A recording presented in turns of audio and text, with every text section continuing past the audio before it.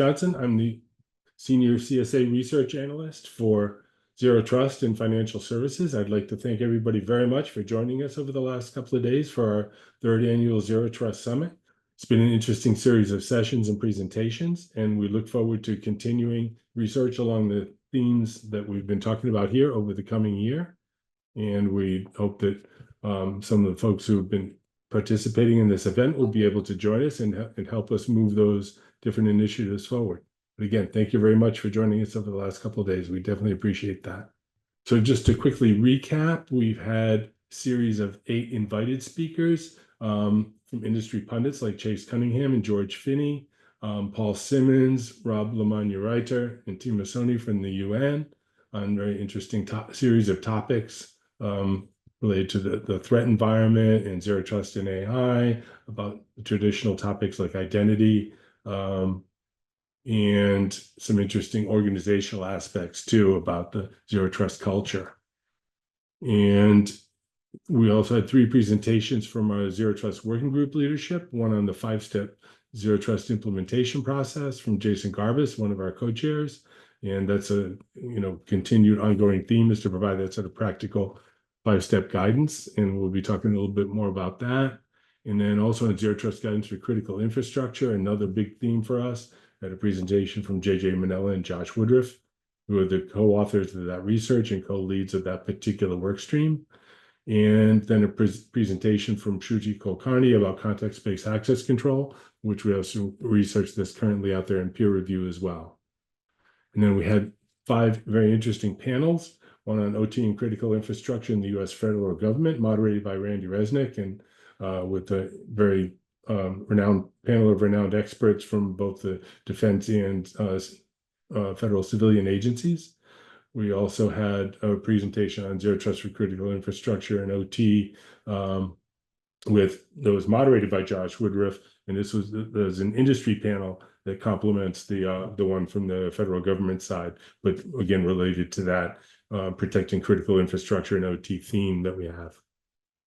We had another panel on the theme of zero trust in AI and the combination of how they work well together to mutual benefit, moderated by our Director of Global Research, John Yo. And another theme of ours is continuing to promote international adoption of zero trust. So we had a panel on that particular topic with folks from around the world, moderated by Danielle Katadou, our CTO, who happens to be based in Europe. And we also had a live Q&A panel with our co-chairs, basically ask the experts, ask me anything type thing. So hopefully folks were able to catch that and participate in that as well. And we also had 9 sponsor sessions from our Zero Trust sponsors that we're very grateful for, because they enable us to do our research work and host events like this. And very interesting series of topics, again, and related themes to zero trust in AI, the threat landscape, attack surfaces, browser security, organizational topics like incentives and maturing your cloud security program. We're very thankful to the illustrious John Kindervag with Illumio, their lead evangelist for Zero Trust and one of the originators of Zero Trust. And he's also the co-chair of our Zero Trust Advancement Center Executive Steering Group. So, we're very, very grateful for all the inputs and guidance that John gives us. Also, we have a number of several presentations on endpoint and network security from different sponsors, and also guidance related to architecture as well. So again, very grateful to our sponsors for the work they do and the information that they share. And we definitely appreciate their ongoing continued support and engagement with us. So thank you.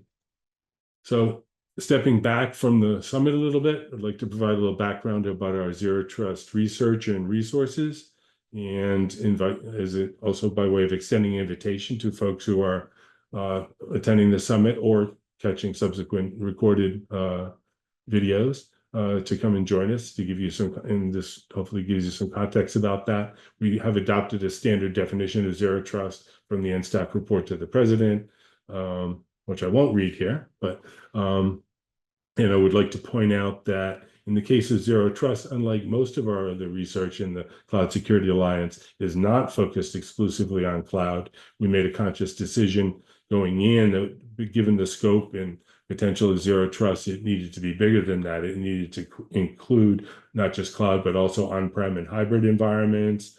It needs to include, mobile and end-user endpoints, and is definitely applicable to IoT, operational technology, industrial control systems. And in that context, also, it is also extensible to physical security. So it's an important contextual point there as you go through our research and engage with us going forward. A little bit about our working group structure. We broke it into 9 different work streams that align basically with the CISA and the DoD pillars and sets of cross-cutting capabilities.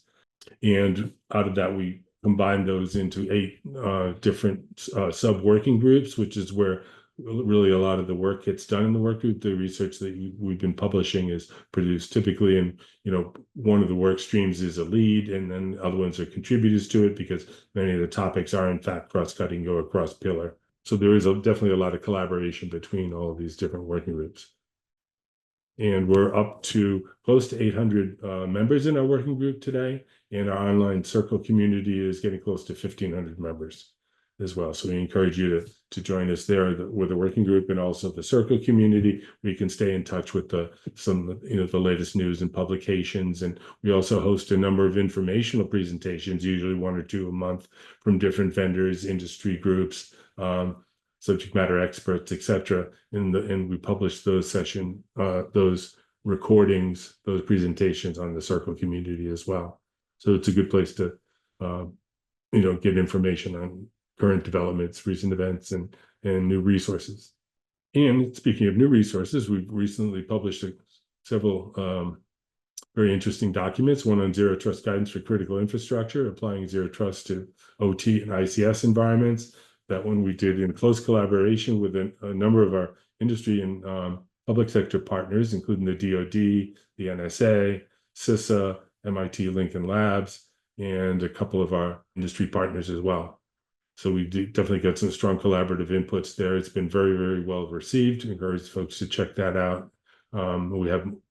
We do have plans for further exploring that whole space and having that, Zero Trust guidance for critical infrastructure being an ongoing priority for us. We also published an incremental update to the Zero Trust guiding principles. We envision there'll be a version 2 at some point there as well, and a new document on using asymmetric cryptography to achieve Zero Trust objectives.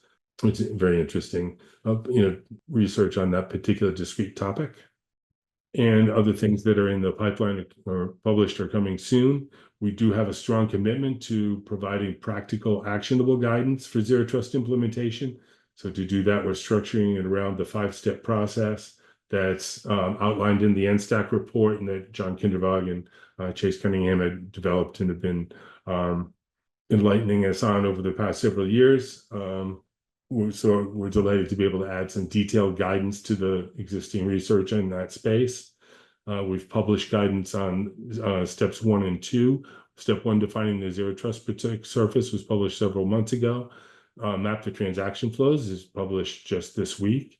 And steps 3, 4, and 5 are in development, various stages, of course. And then in peer review, the context-based access control guidance that I mentioned that Shruti Kulkarni, one of our workstream leads, presented on that topic.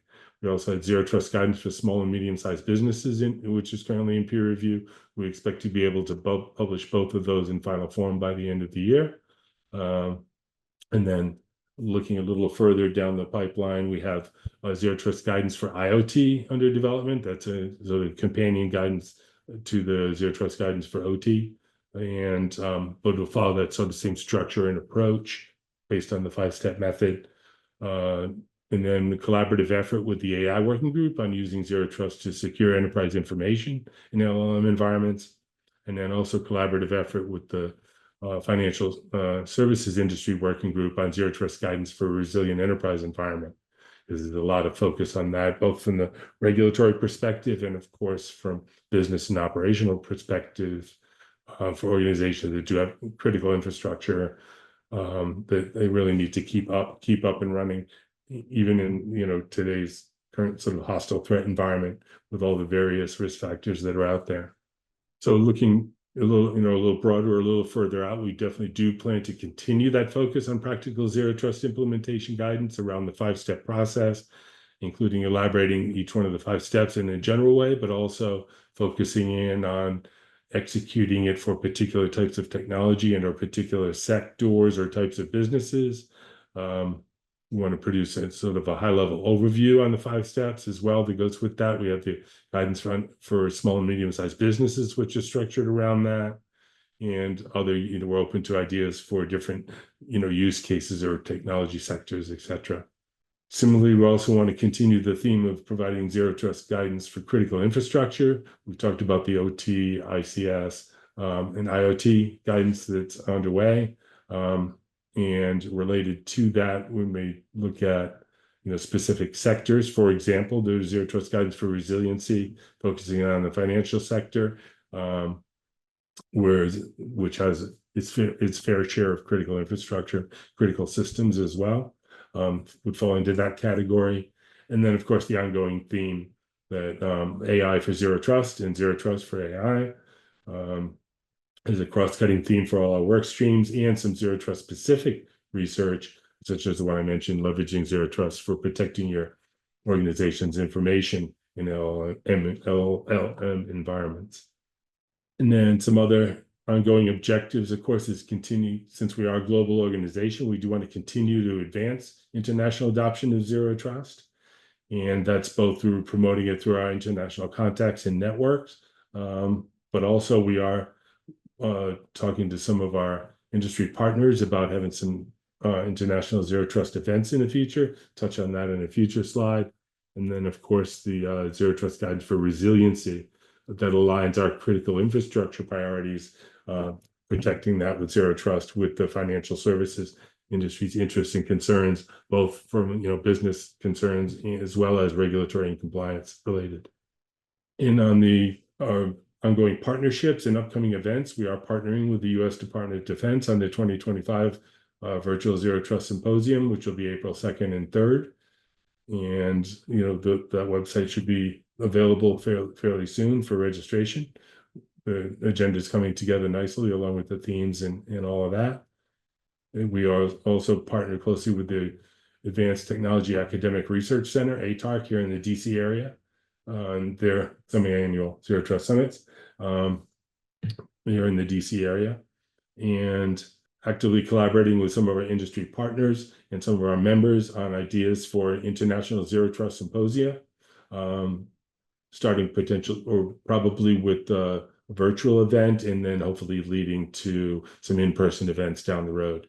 But we definitely are committed to continuing to foster international adoption of zero trust, including developing international standards wherever that's necessary and appropriate.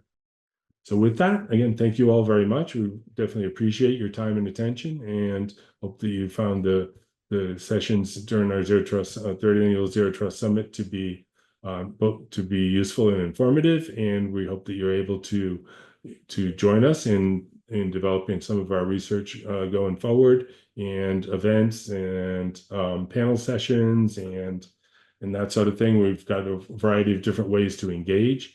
And you can check us out on the CSA Zero Trust Advancement Center, securityanalliance.org/ZT. So thank you all very much, and see you next year, if not before then. Thank you.